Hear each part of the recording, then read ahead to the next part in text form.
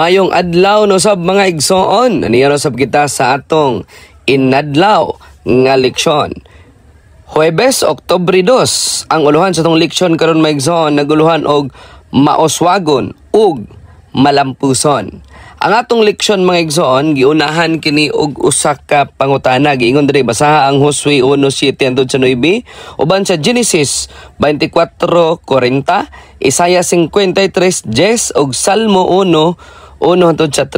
Sumala niini nga mga teksto unsay gipasabot sa pagkamaoswagon ug pagkamalampuson. Ang tubag, ang pagkamaoswagon o pagkamalampuson sumala sa Biblia mao ang resulta sa pagkamatinumanon sa Dios mga igsoon og sa iyang mga pulong.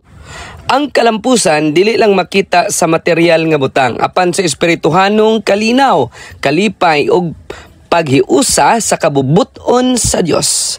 Ang tawo nga nagasalig sa saad sa Dios og magahimo sumala sa iyang plano mao ang tinuod nga maoswagon og malampuson mga igsoon.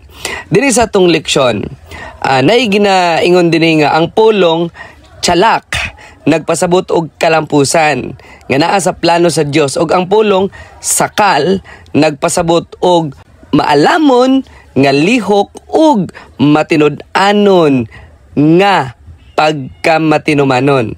Busa ang kalampusan mga igsoon sa Biblia dili masukod sa kadaghan sa bahandi apan sa pagkahiusa sa kinabuhi sa espirituhanong prinsipyo nga gihatag sa Dios. Ang tinuod nga kalampusan mao ang pagkinabuhi nga dunay kahadlok sa Dios, pagtuman sa iyang mga balaod ug pagsalig sa iyang mga gisaad kanatong tanan mga igsoon.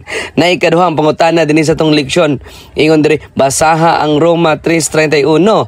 Unsa ang gisulti niini nga teksto bahin sa relasyon tali sa balaod ug pagtuo? Ang tubag, ang Roma 3:31 nagpakita kini mga igsoon nga ang pagtuo dili nagatangtang sa balaod kundili nagapalig-on hinuon niini. Ang tinuod nga pagtuo mga igsoon nagdala sa pagkamatinumanon dili tungod kay maluwas. Kita pinaagi sa balaod. Apan tungod kay giluwas kita pinaagi sa grasya ug nahigugma kita sa Dios, ang balaod ug pagtuo dili magkalahi, kundili duha ka bahin sa usa ka lig-on nga pagkinabuhi uban sa Dios mga igsoon. Sa pagpadayon sa tong leksyon, ang balaod ug grasya dili mahimong bulagon.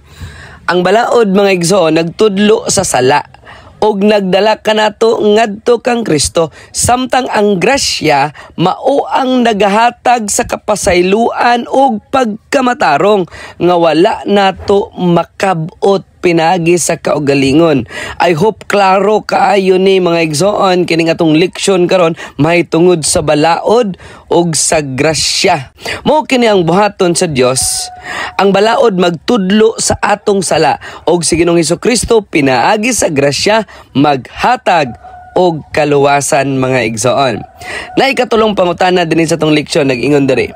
Bisan unsa kadaghan sa grasya sa Dios nga imong gipangita aron sa pagtuman sa iyang balaod, sa unsa nga pamaagi ang imong kaugalingong kasinatian nagpakita sa imong pagkinahanglan sa nagatabon sa pagkamatarong ni Ginoong Hesukristo. Ang tubag mga igsoon, sa atong kinabuhi bisan unsa kamainlaki ang atong pagpaningkamot sa pagtuman sa balaod, mapakyas gihapon ta.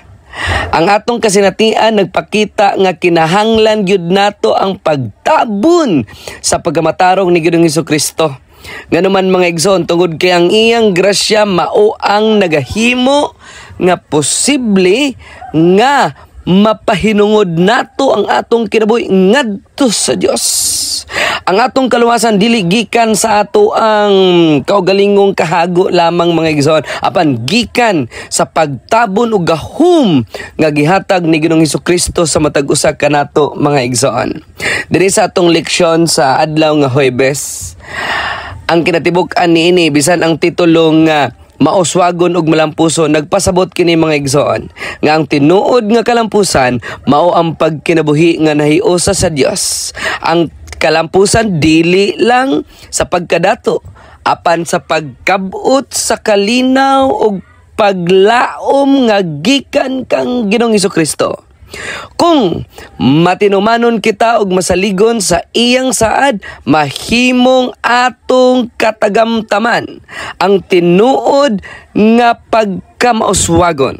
Mao kini ang kinabuhi nga puno sa kalipay, espirituhanong kusog ug walay katapusan nga panalangin. Mga igsoon, sa pagtapos itong leksyon, mag-ampo ta. Labing balaan ug gamhanan na mga Dios nakasketasan sa mga langit. Salamat o Dios nga ikaw mao ang tinubdan sa tinuod nga kalampusan.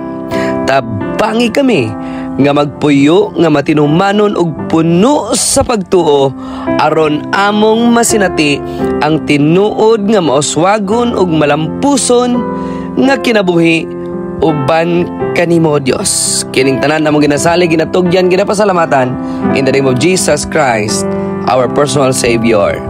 Amen. Mga igsoon, daghang salamat sa inyong pagtanaw, pagpaminaw nining atong inadlaw nga leksyon. God bless us all.